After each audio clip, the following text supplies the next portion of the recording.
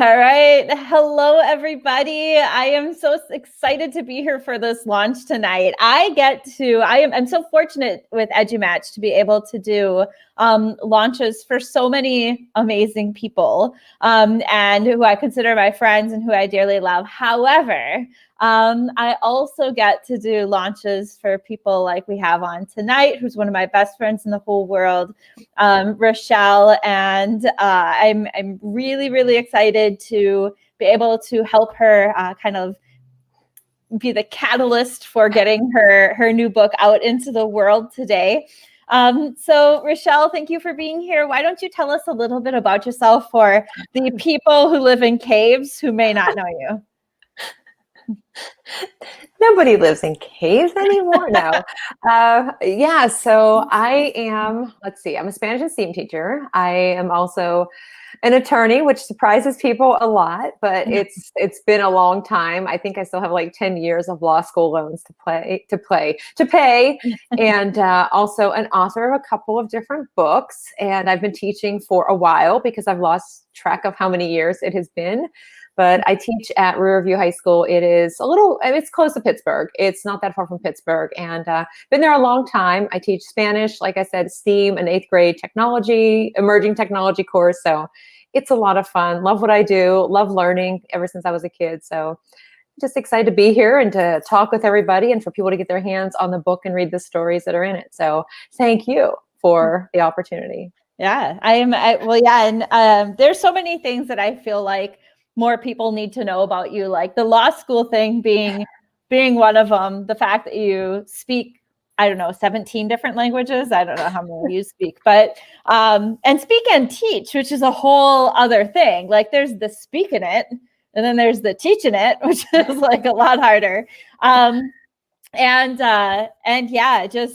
Absolutely one of the most intelligent women I know. So I'm really, really excited for you in this next book. And we're going to just kind of jump right into it with these, with these questions. So the first one, I'm really interested to hear, because I know I have a lot of friends who wrote for these books too. And so the first one is, how did you come up with the idea for the book? Like, what was the inspiration? That's a great question because I go back and I think about it, and I'm trying to think, like last summer. So yeah, July, August 2019, I had just been thinking about, I think I was finishing up my ISTE book at the time, actually. And I had ideas. We always have ideas for like, I should write a book about this. And in my classroom, I had a lot of different stories of things that had happened, just funny things over the years. And I remember making this long list, and I would say to my students, oh yeah, next book I'm going to write about the time that happened. The next book I'm going to write about the time that this happened. And so I started just kind of keep ideas in a document where, I had them handwritten, but then I actually just typed them out. And one day I showed a couple of the kids in my Spanish 3 class. I was like, yep, see, there's that one right there. They're like, you're really going to write about that? And I said, I don't know. It's something like, it's a lesson that was learned. It was a funny moment. And I ended up having a list of like, I don't know, between 50 and 60 different things, and things that like, I don't know, some of them were good. Some of them were times that I kind of lost my cool in the class, but it was a lesson I learned from it. And then it ended up being a point of connecting with that class. And not that I want to laugh at it necessarily, but when you have time that passes and you go back and you think, oh yeah, I totally overreacted to that. Or do you remember the time that happened? Can you believe it? And you have these kind of funny stories that help you connect with the students and as a class. And for me as a Spanish teacher, whether it's good or not for them, if they have me in 8th grade in STEAM, and then if they end up taking 4 years of Spanish, like they are stuck with me for 5 years. And for me, same thing, like I might be stuck with them for 5 years, but I get to see the growth over time. And we can always say, hey, do you remember that time that this happened? And you have those little like inside jokes. And that ended up forming kind of like a community with us. And so anyway, I was kind of going through that and thought, I wonder how many stories are out there like that. And then I found myself talking about different things like, you're never going to believe this. And yeah, that's a true story. Like things that had happened over the years where I was just like, that really happened. And I thought, I wonder if I could do a book about, true story, that one kid. And so all of that, I started to write all of that. And then earlier in the year, a friend of mine had passed away suddenly, and he always said a true story. Like, I didn't even make that connection until not that long after he had passed away. And I noticed myself saying it more and more, like, true story, after so many things. So all of it just kind of ended up coming together. And then when I really started to gather some stories for the books, I realized, like, I didn't need to put in all of my stories. The stories that other people had were just amazing. And I wanted it to be less about me, more about all those stories that were out there. So it was awesome to go through and read these stories. And there were times, like, when people read this book, they will laugh, they will roll their eyes, they will be like, yep, totally, same thing. They'll think about things that they had that they didn't think that they learned a lesson from, or, like, we just never know. And I don't know. So there's a lot of stories in here. So that's kind of, it changed a little bit over from my initial, this is what I'm going to do, to what the end of it ended up being. But that's kind of how it came up to be, like, true story in one kid. Yeah, that's awesome. And I think, you know, like, being the time that we've spent together and stuff, I actually thought, like, you say true story quite a bit. So I actually thought that that's what it was probably from. But I know that when we, whenever I talk to new teachers, one of the things I always say is start a notebook and write down all of these sentences you never thought you would say to kids, because you're going to say things that you're like, I can't believe that sentence just had to come out of my mouth. You know, like, whether it's, you know, stop licking your math paper, or, you know, please quit eating your eraser off your pencil, or whatever it is. Like, you are going to say words that you never thought you would say. You're going to see things, have experiences, whatever it is that you never even dream of while you're in student teaching, and write those down, because it's so impactful to look back at that stuff. Yeah, great. And that's one thing I said too, like, another book I'm working on kind of along the same lines, just those stories. And for anybody who reads this, especially if you're just getting into education or you're a pre-service teacher, because I know for me, when I first started, like, I kept myself isolated and I didn't really build those relationships with students. And there, I mean, I talk about that in this too, like how I kind of worked through some of that and some of the struggles. There were a lot of struggles over the years, but it's when I really had time to think through it.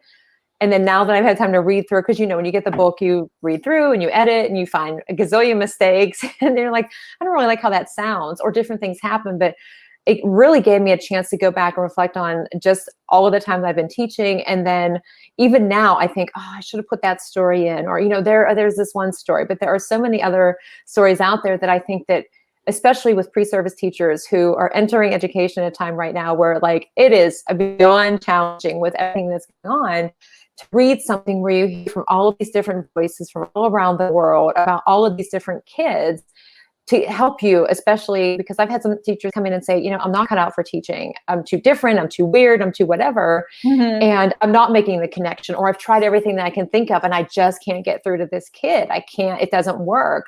And you will find a story, if not, I mean, you'll find a lot of stories in this book that will help you realize, like, you have made a connection with the kid. You just might not realize it. And you might not realize the impact that kid had on you. So, yeah. Yeah. Hey. Yeah, absolutely. Yeah, I think that, yeah, that's so true. And I recently, this could feel kind of random, but I recently watched the movie, The Greatest Showman, which I've never seen before. And I don't know what took me so long. And one of the things that I thought was interesting, I was going to write a blog post on how the movie relates back to education. And just from that standpoint of, you know, in The Greatest Showman, it's about, you know, the start of the circus, obviously, and then some of the people that they bring in who are different from others, who end up just, like, loving the feeling of belonging that they get. And I think in some ways educators are kind of like that. You know, we're looking for that place that we belong. And sometimes those stories, those are the things that make us feel like we belong, that we read them. You know, I could read you a book and I can say, oh my gosh, that happened to me too. Now I feel like I belong. And I think that's one of the powers of stories in general, even if it's not, you know, even if it's not something that you're necessarily learning, like a PD book, but it's that feeling of belonging and making you feel like you belong here. So. Right. I'm loving these comments. We need weird teachers. Yeah, you got it right I think here. we have those. Yeah. We Yeah. have weird teachers. That's not the problem. We've got plenty of those. That's so funny. So, okay, so we're going to go on to the next question. So, we have,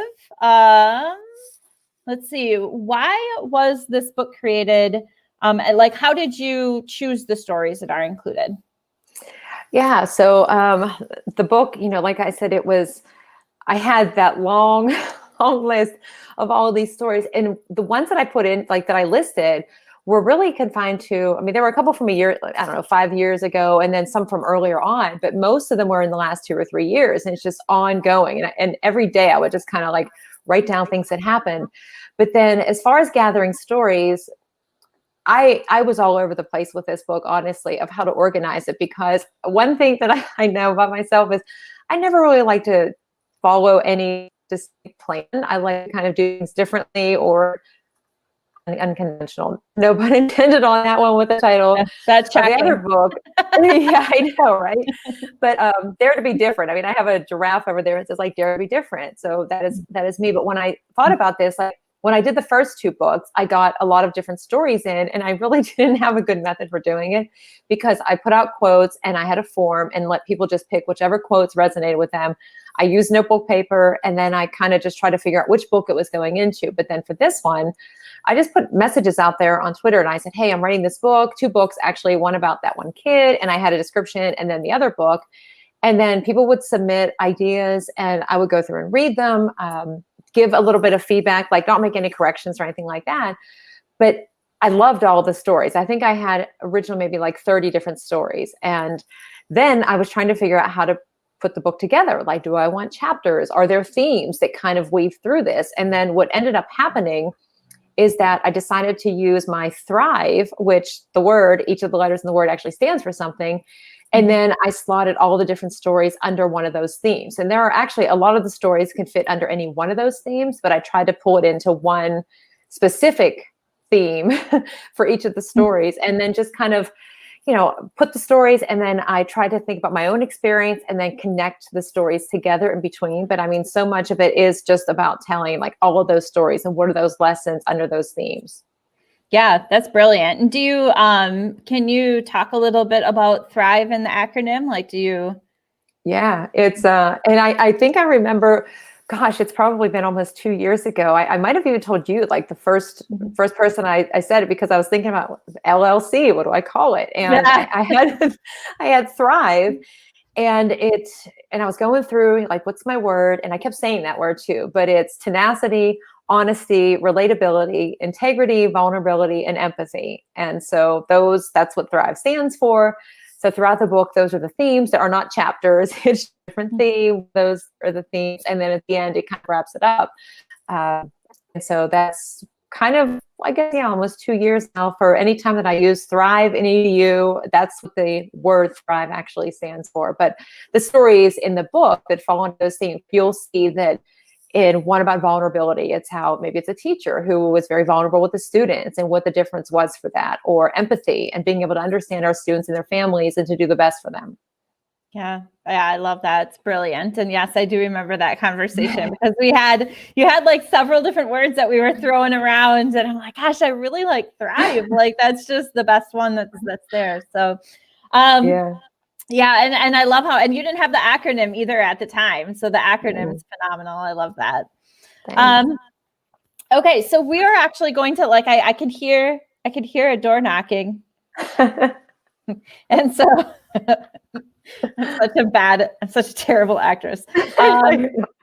So Kathy Sue Summers is going to join us here. I'm going to bring her in a minute, but she is knocking at your door in order to come and love on you and brag on your book. So we're going to welcome her in. Hey, Kathy Sue, how are you doing? I'm doing great. How are you? I'm doing very well. Thank you. We're so excited to have you here. So my understanding is you've read the book. Is that correct? I have read the book. I was one of her proofreaders and gave her suggestions and things. So yes, I've read the book. Awesome.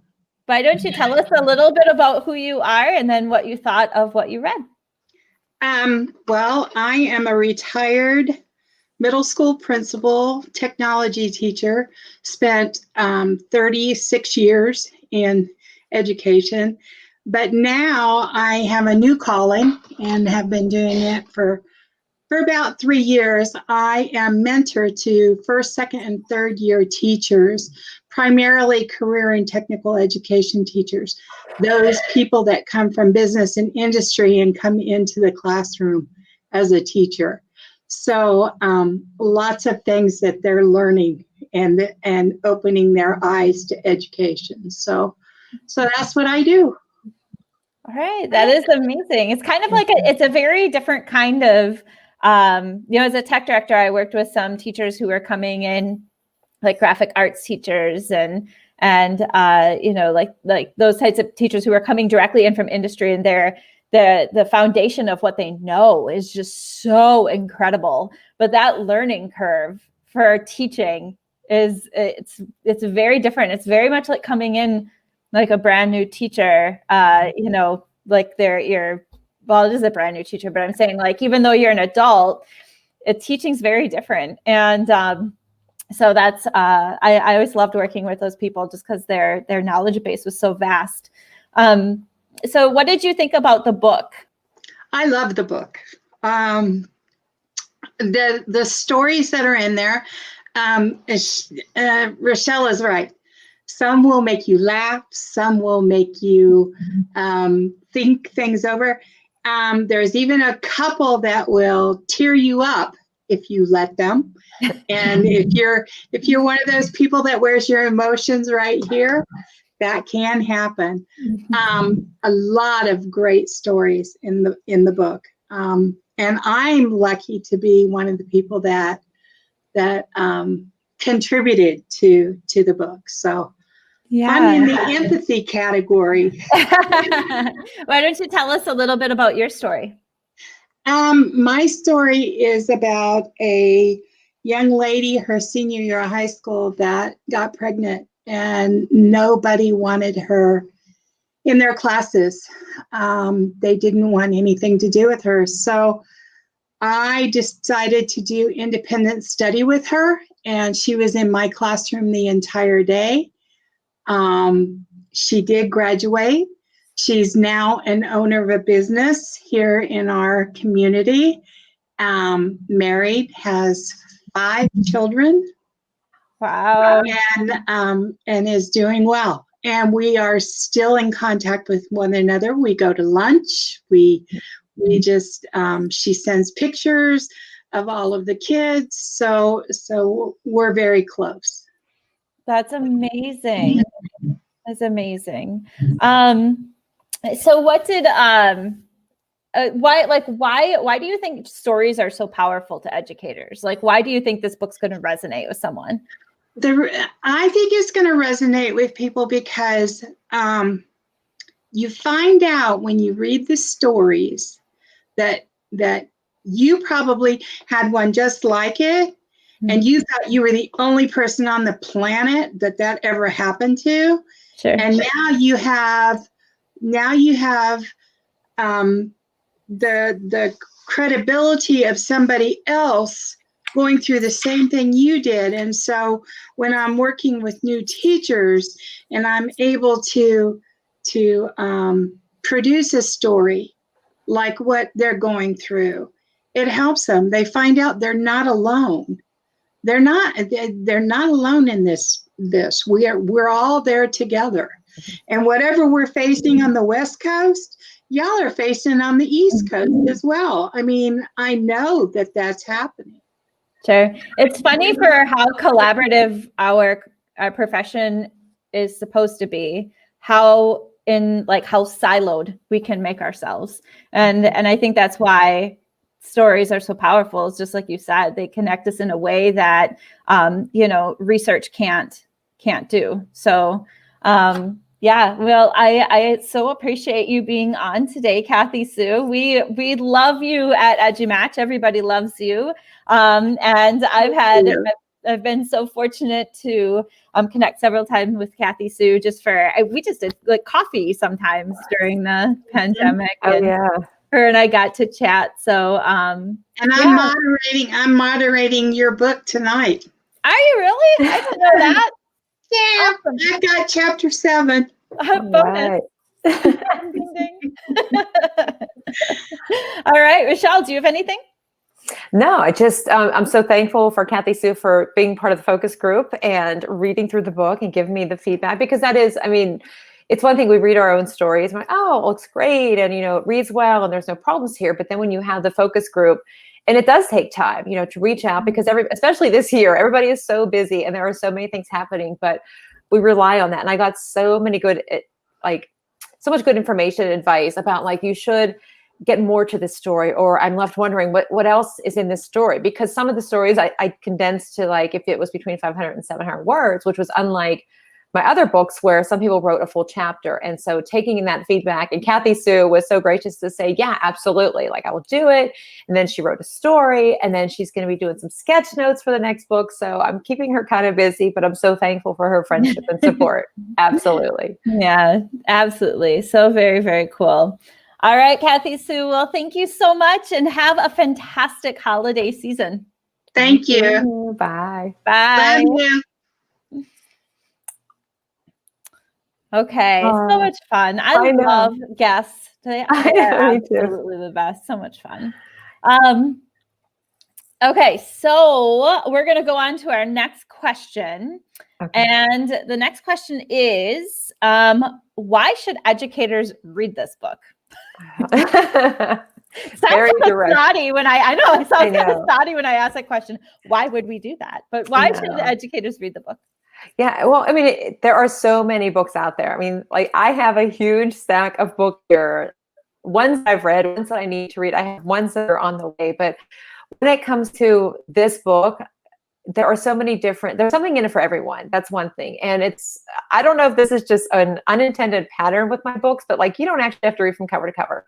So let's say that you are struggling with something. I don't know, maybe you aren't connecting with students, or you feel like you're just not doing enough, or you want a lesson, you want to learn about empathy, for example. You could just open up the book, go to that section on empathy, read through the stories.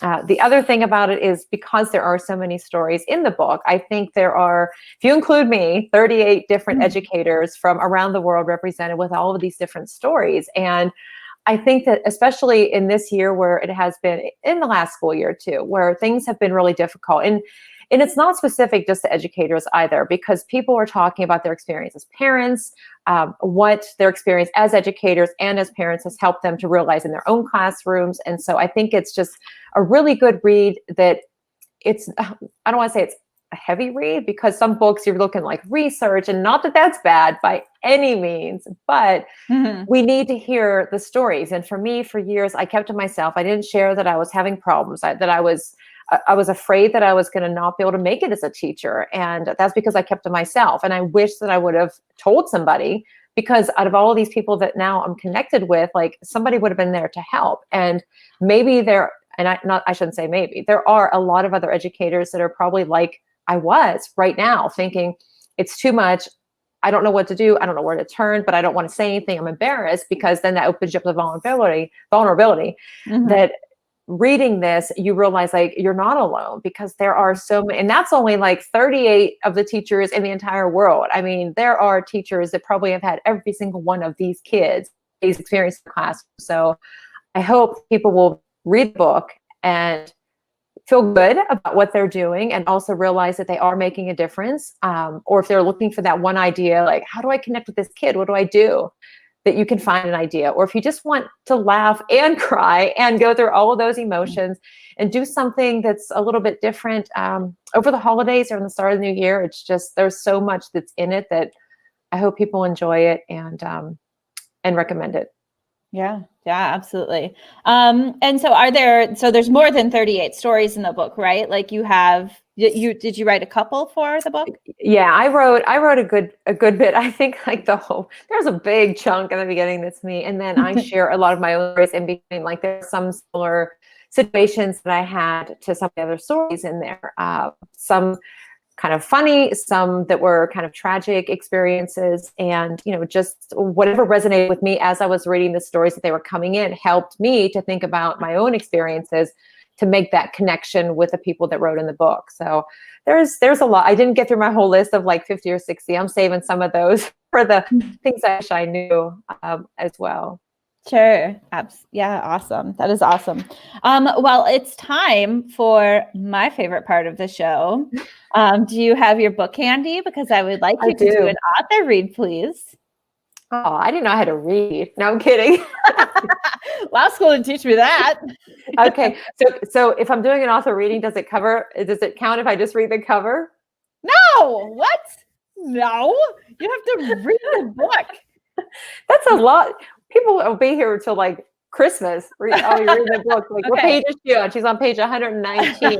Oh, we're halfway there. Keep on going. Yeah, I knew I had to read something, and I was trying to think of what I wanted to read, because I could read some of the stories, but then I thought I'd be taking somebody else's voice. So I didn't want to do that. And there's meaning behind this book about my friend. And I also didn't necessarily want to read that piece of it because I'm pretty sure it would make my eyes sweat. Melody had done that the other day when she was talking about my book, and it just came on. But so I went through a lot of it trying to figure out what to read, but I decided that I'm going to read from. Do I need to tell you the page? No, I don't think so. I don't think so. All right. I'm going to read the start of the chapter on tenacity. And it starts with a quote that I had Jillian create for the book. And the quote that opens the chapter is, "Having the positive belief that it will all be okay just means that you hustle and make it work, because failure is not even an option in your own mind." And I loved that quote. And so I thought that was an appropriate quote to start the chapter with. And here we go. Being a teacher can be difficult, overwhelming at times, and I don't believe that having years of experience gives any teacher an edge. It was even reaffirmed with the school closures in the spring of 2020. I used to think it would get easier, but with each passing year, I noticed there were different challenges that sometimes made me question my effectiveness, my skills, and whether I would make a difference. Don't get me wrong, there are many wonderful things about being an educator today, but it does not come without challenges, and they exist regardless of your experience or role in education. Many people might think that the longer you teach, the easier it becomes. I believed that myself for years. Whether there is a belief that you rely on the same methods or use the same materials each year, there is a perception that teachers simply follow lesson plans from prior years and use them every day with each class year after year. I guess for some that might be true, not saying it is, but I know that for me, that was true for many years. When I was in high school, the trend for teachers was probably to keep things the same because we had a lot less when it came to technology and the resources available. That's exactly what I did for many years. But what I've noticed with each passing year is that teaching definitely does not get any easier. There are more challenges, more initiatives in our goals, constant changing needs of our students and our colleagues, and of course, things that are happening in the world. 2020, the year this book was published, was exceptionally challenging for educators. As I'm writing this, we are in a worldwide pandemic. Because of COVID-19, we experienced sudden school closures that brought chaos and uncertainty. It has been the scariest time as an educator since September 11th, where we also faced uncertainty and fear. A time when we not only need to be strong and persist for ourselves and our families, but we must be stronger for our students, their families, and our colleagues. Being an educator today brings with it tremendous pressure to persist, to be resilient, but yet also be vulnerable. Living in such an uncertain time where things are changing so quickly, it's tough to know exactly how to act or what to do. Should I keep going? It's like a cliffhanger there, and you're muted. All of the brilliant, I just said so many brilliant things. Oh, really? And I don't remember what they are now, so I'm not going to be able to say them again. No. Yeah, it's up to you. Do you want to keep going? I'll just read. There's like a couple. I'll just do a couple more just to tie that together. No, I don't want to do that. But we have never faced something so challenging as this, which involves the whole world, with everyone wondering what to do. Educators are anxious about how to provide for students and how to balance so many things. We are sharing an experience where we can't truly offer the reassurance that at other times perhaps we could. Having to quickly dive into remote instruction was no easy feat, regardless of experience in delivering remote instruction or using technology. In light of so much uncertainty now and for the future, we all have one thing that we can rely on, our connections. And I'm going to stop there. All right, that is amazing. I love how you referred to, like, this is one of the toughest times teaching since 9/11. Because when you said that, I was like, oh yeah, that's actually true. I didn't even think about that. You know, just I wasn't even a teacher at 9/11. So this, you know, this has been an interesting time for sure. But so we actually do have a couple more people knocking at your door. Melody McAllister, give us the tune. So we're going to go ahead and bring them in. So we have Mr. Paul O'Neill and Mr. Evan Whitehead joining us. So welcome, guys. How are you? Doing well. Thank you for having me. Sunday night launch party. Excited to be here. Yeah. Thanks for being here. I really appreciate all of the support that you both give. I feel like, I don't know, that's the nice thing is that, like, we are so far apart, but we're all so connected and supporting each other and sharing the work and the stories. So thanks for joining tonight on this. I don't know. I'm excited. I don't want to cry. So I sweat. I know. That's what I always say. My eyes are sweating. Yes. If Paul and Evan, can you guys just tell us a little bit about who you are, and then what your connection is to the book, and a little bit about what you think about it? Sure, Evan, why don't you start us off? All right, I will. So, you see, I'm Director of Special Services here in a school district right outside the city of Chicago. And, you know, my connection with the book is I had an opportunity to contribute one of the stories with the student that I had when I was in a role earlier in my career as a dean of students. And, you know, I took the opportunity to write about that because I think that for us as educators, sometimes we look for the instant gratification of our work, and we often don't understand, you know, when that is going to come about, right? So a lot of times we plant seeds with our students, depending on what grade we have them in, what context it is. And a lot of times it may not be until after they leave our building or if they graduate, then at that point in time, you know, we start to see that. And that was a little bit about my story was, you know, a student that was on my caseload and the relationship that we had. And then, you know, kind of a lesson learned when I saw him later after he had graduated and kind of got into adulthood and some of that reflection upon that.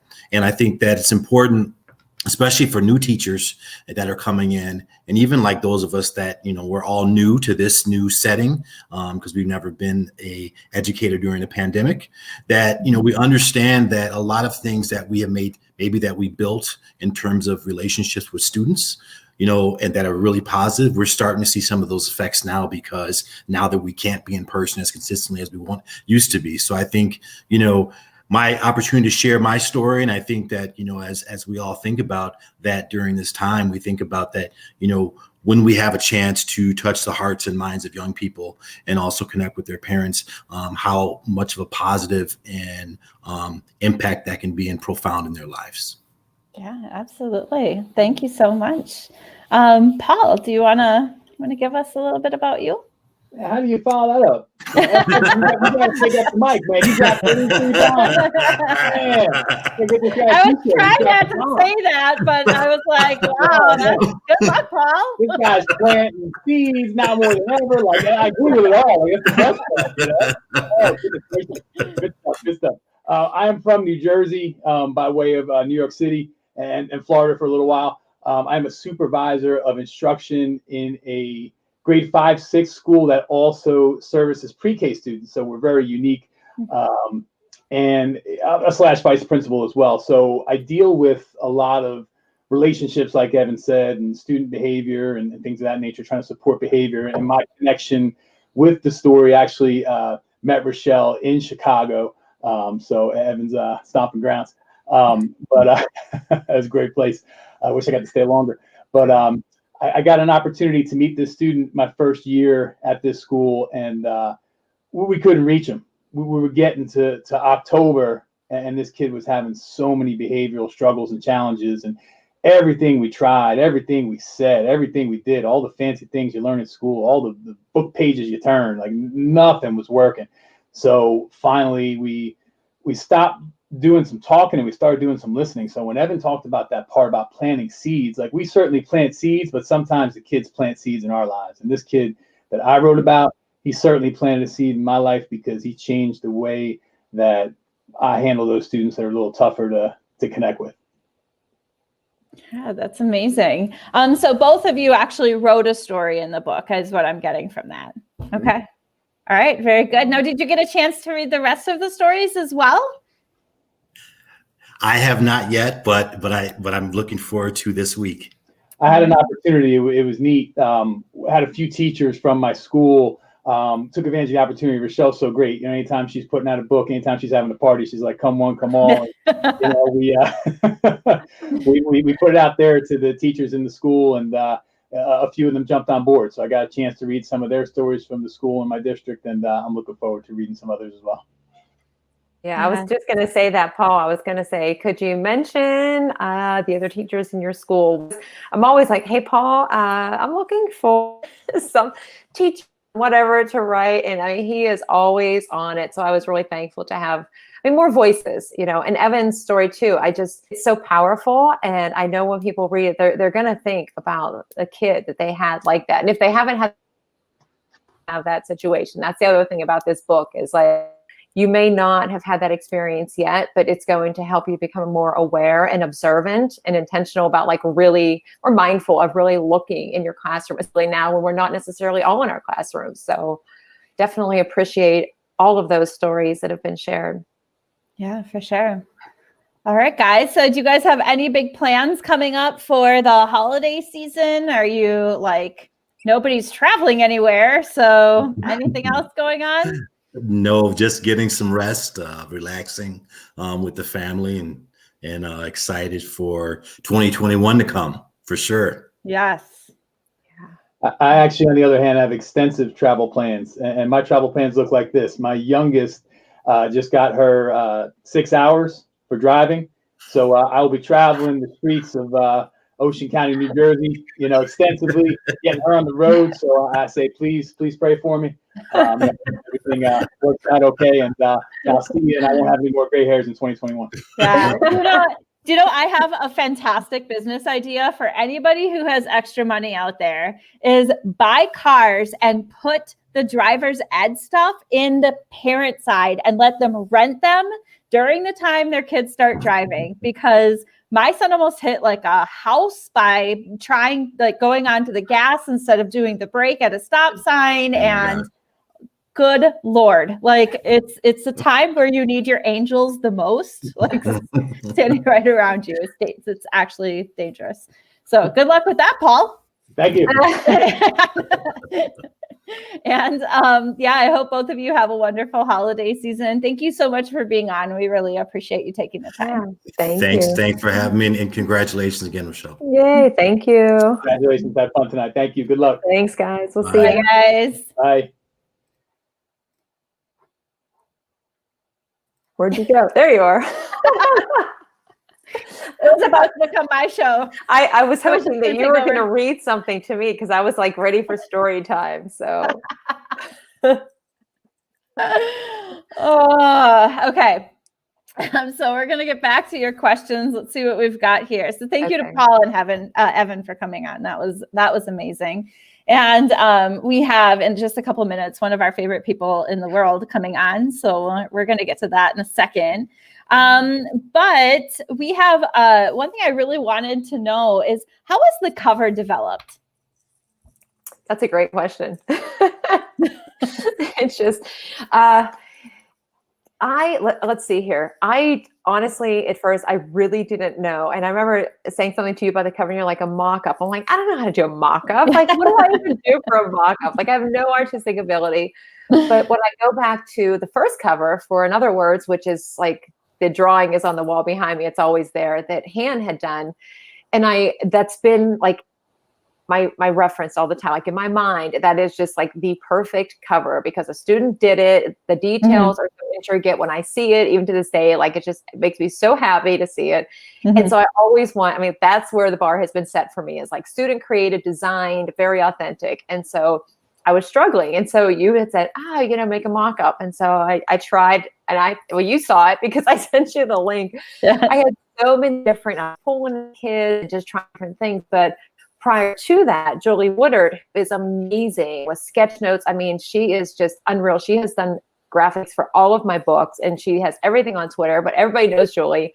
She had come up with a design, which ended up being part of the design, that has like the notebook effect in the background. And I didn't forget about it, but it was kind of there. And then I was and I had asked Han, who did the first cover, to come up with some drawings. And I had actually shared some of the kind of overview of some of the kids in the book very loosely, and asked Han to, can you draw some kids? So Han drew some kids, and then I took those kids, removed the background. I did a lot of things to put them onto my mock-up, but it was way too busy. And then Sarah asked about that original cover that Julie had done. And it was like a Wednesday, probably 3 weeks ago, I think.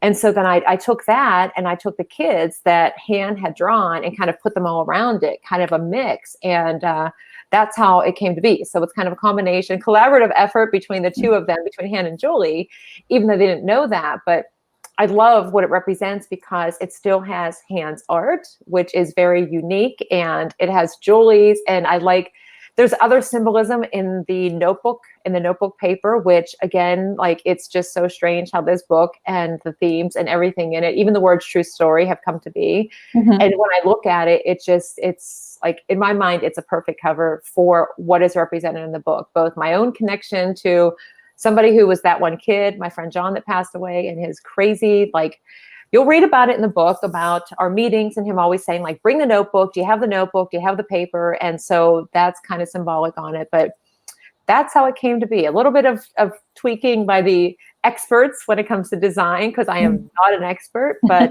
I'm really happy with it because it's the student art that's been consistent with my books, EduMatch. So yeah, absolutely. Why don't you hold the book up and show the cover as well? I have a Post-it note in the middle. I don't think that would give the same effect. So it's let's see.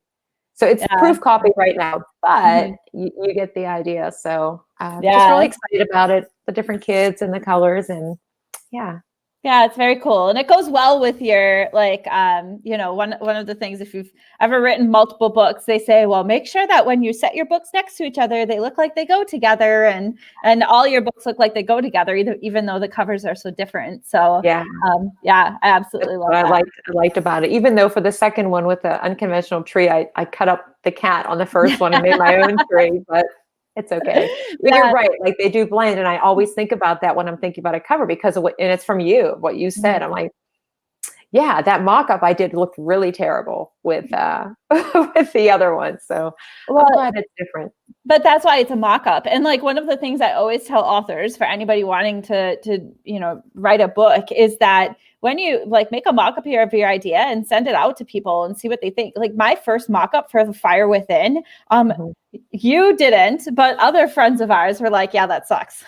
We don't like that at all. And so it didn't look anything like my original mock-up or my original idea. And I love it better. It's 1,000 times better, And so, so sometimes you just have to keep going through those mock-ups in order to find what's going to work. And I think you probably have the most interesting stories when it comes to your cover, simply because of the fact that you cut it all up for unconventional. And you're like, what if I put this piece here? And I'm like, this is the weirdest thing that I've ever seen for a cover. Like, you're just like moving pieces and like taping it in different spots, but it turned out awesome. So. It took hours. And Han had actually drawn a bunch of different trees, because I said, I think I want a tree on, just because of what it represents. But then I just, cut and paste and cut and tape, and I'm just going to go with that one. So it's so funny. I did try that for this one too, a little bit, but it was a little too busy. It's so funny. All right. Well, it is time to bring in our next guest, who's probably, I personally think she's our most unusual friend. Would you agree? Like, I think she's probably our weirdest friend, but she loves that. So that's great. So we're gonna bring on our weirdest friend we know, and she's all ready to be weird. Hi, Melody. How are you? Hey, ladies. I'm not sure if I should be offended or if I should smile. Good night. I'm just glad that I'm not the weirdest friend anymore. Or I don't know. At least in this group. So. It's all good. I'm so glad to be here. Congratulations, Rachelle. This is so cool. I love it. And my son, my 9-year-old, he came in. What are you doing, Mom? And I couldn't wait to get the book to hold in my hand. So I have a Kindle, and I showed him the cover, which he loves. He thinks your cover is great, and he thinks it's a really cool concept. So that's what my 9-year-old said. Thank you. I tell agree. him thank you. Yeah, where'd your lips go? Oh, sorry. I didn't know why. I was like watching you, and so like if you guys haven't used StreamYard before, you have a green room, and I was watching her in the green room put on her lips, and I just didn't understand what was going on. So I was listening. They're my listening lips. I was listening to your incredible stories. Okay. So Melody, why don't you tell us a little bit about who you are and the connection you have with the book? Yeah, I'm sorry, the connection I have with Rachelle or the book, or both? Who you are, and you can do both if you like. Yeah, my name is Melody McAllister, and I'm a weirdo part of EduMatch. I keep everything weird, and True story. No, true story. Hashtag true story. No, it's like Rachelle asked me last spring, I think it was, when we were in Nashville, if I would contribute to the book, and I immediately had this student because so I've taught all of my years in elementary, mostly 4th and 5th, but my last year was in 1st grade. Yes. I'm sorry. Okay, sorry. Where was I? So I wrote this story because it was the last year I was teaching in public school. I was a 1st grade teacher, and my husband had just had like emergency open heart surgery. And 1st grade was challenging enough because I went down a few grades. I was glad for the opportunity. I'd wanted to change for a long time, but just getting through that first month, I thought, and I started breathing and and I was like, okay, I got this. I can do this. And then that one student came in, and literally within 5 minutes of coming into my classroom, he destroyed it. And he started destroying my classroom throughout the next few weeks, and I could never get a hold of his parents. And I'm really I love parents. I'm very community oriented, but I didn't understand why I couldn't get a hold of his mom. And our school couldn't even get a hold of his, previous records for quite a while. And it was just what I learned. And I mean, during that time, I almost walked out. I mean, I had so much going on at home. I didn't put that in the story, but I mean, I was just my husband was out of work. He was recovering for several months. And I just could not deal with this kid, destroying my classroom. But then I started realizing that I was more concerned about these artifacts in my classroom. The reading tent is what I talk about. I loved this reading tent. And I was more upset that he was destroying these things that I paid for than I was that he needed help. He was crying out for help in his little 1st grade mind. He didn't know how to, articulate the things. And I really had to come to terms with that. And I love it. You asked Kathy Sue, where her story is. Mine is in the integrity. And I didn't even know that until you asked that. So I went ahead and I looked in, and I've read several of the stories. And when I put my fake tan the other day on, I was like, oh my gosh, why am I crying? There's a lot of good stories in here, but mine's in integrity. And I appreciate that you put that in the integrity section. And because I really had to own my beliefs and my core beliefs with what I was actually doing in the classroom. And I didn't really like what I saw. I didn't like the teacher that I was in that moment. And as soon as I decided that he was more important than any of my decorations, any of my hopes that I had. He was my focus. He needed me. And I was able to move on. I was able to establish a relationship with his mother. And then within a month or two, he started progressing finally and learning instead of just, sticking his tongue at me and, thinking I was crazy. So, I mean, it's an amazing story, and just being able to read it again, because I had forgotten what I had written. And when I got to read it again the other day, I was like, dang, like I'm glad for that experience.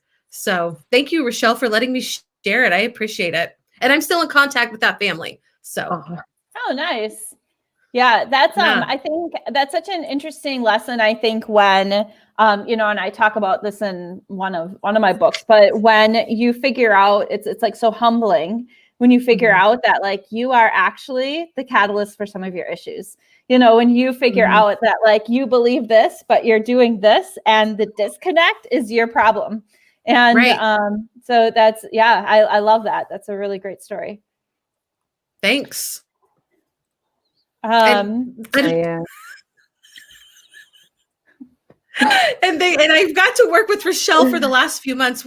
I've got to be a part of her developing her Thrive and Edu community. So being able to work with Rachelle for the last few months has been a very fun experience. And so I've been waiting for this moment to congratulate her and celebrate with her. So I'm so glad to be here. I am glad you are here, and I'm glad you shared your story. Your weirdo friend. No, stop it. Anyway, you gotta embrace it. But I do. I own it. And but you're Rachelle. It used to be you, so like just pass that sucker off and be like, it's Melody now. I know. Oh, she's got the listening list on. But her story reminded me of one of my stories, which I wrote about it's a couple parts in there. And that's why I started to say, like, this is why we can't have nice things. And so there was something that happened, and I lost my cool. And then you look back on, you're like, what really actually matters? That you broke something in the classroom, or like what that student, like in Melody's story, needed. So her story, there are some other stories similar to hers in the book. And then even just the power of relationships that are built because of those things that happen. And I just noticed that one of my former students, is watching now, and I got a shout out. So I had to say hi to her. I should have pulled her on here, Selene, because I wrote about her, not by naming, but a group of students from when they were in 7th, 8th, 9th grade, I think. Really, there she is. And she actually co-wrote a chapter in my first book too. She's now a sophomore at Baylor. Couldn't be more proud of her, and what they taught me about like relationships, whether or not I wanted them to make that connection with me in our Spanish 1 class all those years ago. But it was great to get to know them and to have fun, and to know that it's okay to laugh and to have those relationships. So glad she's here. Glad Melody is here, and for all of Melody's support, especially in the Thrive community. That's awesome. I love that you said that. It's okay to laugh. Like, if we can't laugh, what do we have? I mean, there's a trend going on, like fake laugh until you start really laughing. And I do that all the time. And I think everybody should. Yeah, those lips. Thank you, Scott. Because you can't even walk away for a moment, Scott. That's not a thing. I got to see him twice a week. I think they get bigger. I get to see him twice a week. Oh, it's amazing. So Melody, why don't you stay on while we choose our winners here? And so if you have not joined us before for one of our launches, we did give away 2 books during the launch. And so basically what I do is I go through and I just scroll through the comments, and it shows me all of Facebook and YouTube, and then I choose one person who is or 2 people who have commented, and then you're responsible for reaching out to Rachelle to get her your information, and then she will send you a signed copy of the book. And so here we go. I am going to closing my eyes. I always know people. Let's see here.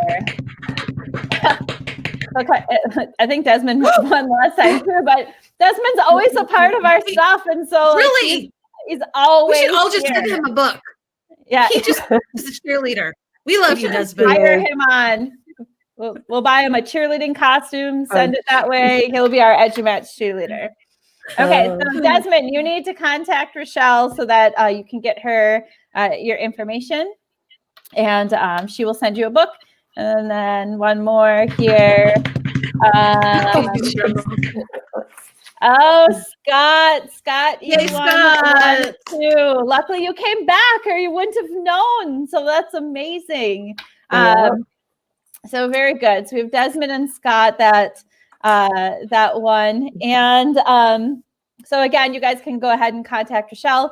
For all the rest of you, thank you so much for joining us today. Also, we do provide a discount to if you purchase any books through EduMatch Publishing in bulk, which is at only 10 books, which means that it's a very small number of books to purchase for a discount. If you would like to, if you're interested in that, you can email Sarah Thomas at edumatchbooks@edumatchers.org. You can also find True Story lessons that one kid taught us at bit.ly/truestorypoth. If you go to Amazon and you just search her name, like 17 books will come up. So you can just do that as well. And you'll find, what do we have? We have unconventional. We have, in other words, chart your own course. Chart your new course. Chart your new course. And then this one. The future is now. Yeah. So there's only 5. This is number 5. There's only 5. Oh, I was thinking it was 4. You're right. It's 5. It's 5. What's this? Spirit fingers. You know what? I think Melody's going to be the cheerleader from now on. Without the lips. I am always your cheerleader. I'm always a cheerleader. Yay. I'm so happy for the people that won. Great people. And Rachelle, just again, congratulations. This is amazing. Thank you. Yeah, Thank you. Yeah, number 5. We should have had that feels like it should have been a milestone. And I didn't. Right. I thought it was your 5th 4. baby. Oh my gosh. Yeah, for you. A very short amount of time, girl. You need to heal. We'll do a milestone for number 6 because that should be in I don't know, 6 or 7 months or so. So we'll wait. Hello. We'll wait. Ride around, girl. You ride around. There are stitches that need to heal, and Melody just saw that face from me that's usually reserved for Mondays and Fridays. I can't wait till our live on Wednesday night where I get an hour with you. Yes. Oh, the shenanigans. I know. Too, so. If people only actually knew how wild we are when the camera is not live. It's the truth. It is the truth. All right. All right, my friends. I just want to say that Scott's getting ready to show off his dance moves to his kids. So Scott, that is amazing. And so you sound like you're having an exciting Sunday night. And for everybody else, thank you so much for being here today and for joining us for Rachelle's launch. Rachelle, congratulations, my friend. Thank you know how much I love you. And Melody, I love you too. I love you too. Both I love you. You're you too. amazing women. Thank you. And for everyone else, we will see you later. Thank you for joining us. Bye.